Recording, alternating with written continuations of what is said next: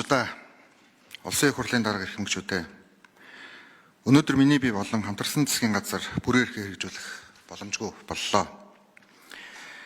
Эх орон ард түмэндээ зүтгэх нэр төртөө үүргийг хүлээж, цар тахал, дайн, тариф зэрэг олон улсын эдрээтэй үед ард түмнийхээ төлөө үйлчилсэн миний хувьд нэр төрийн хэрэг байлаа. Намайг дэмжиж итгэл хүлээлгэж ирсэн Монгол Ардын намын журмын нөхдөдөө талархаж байна.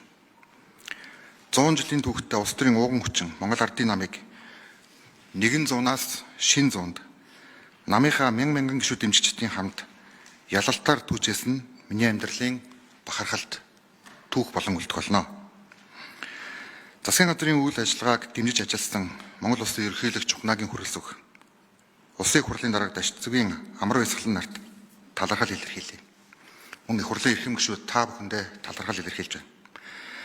Салбар бүрийн төлөөлөл 126 гишүүн бүхий холимог тогтолцоотой парламентыг бүрдүүлэх, мөн хурдтай хөгжлийн төлөө зориг ураандор хамтарсан засгийн газрыг байгуулж олон жил гатсан төслүүдийг урагшлуулахад улс төрийн манлайлал үзүүлж хамтран ажилласан арчсан намын нийтгшүүд, арчсан намын дарга Лувсан намын ган төмөр танд, хүн намын дарга Тогмодын Дорж ханд танд болон парламентд суудалтай нийт намын удирдлагууд, эрхэм гишүүд мөн надтай хамтран ажилласан засгийн газрын нийт бүрэлдэхүүндээ бүх талаар дэмжиж ажилласан улсын их хурлын нийт удирдлагууд, улсын их хурлын эрхэм гишүүд та бүхэндээ чин сэтгэлийн талархал илэрхийлье.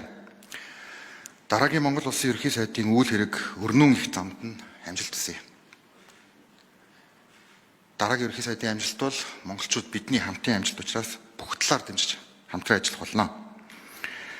Намайг дэмцээр ирсэн ард түмэндээ чин сэтгэлээсээ баярлалаа. Ил тод нээлттэй нийгмийн төлөө үзэл бодлоо илэрхийлсэн арчсан нийгмийн ирээдүй болсон залуучуудаа талархаж байна. Надад итгэж үзэл санаа нэгдэж хамт байгаа эрхэм гишүүдтэй баярлалаа. Өнөөдөр ордонд хүч мөхсдөж байгаа ч олон нийтийн хүсэл эрмэлзэл огт өөр байгааг би мэднэ. Үзэл санаа, үнэт зүйл хизээж ялагддаггүй. Аалзны тор мэд сүлжилсэн ашиг сонирхлын сүлжээ ард түмнийг дийлнэ гэж хизээч байхгүй. Мөнхөх тэнгэрийн дор арчсан парламентын засаглал мөнхөд орших болтугай. Баярлалаа.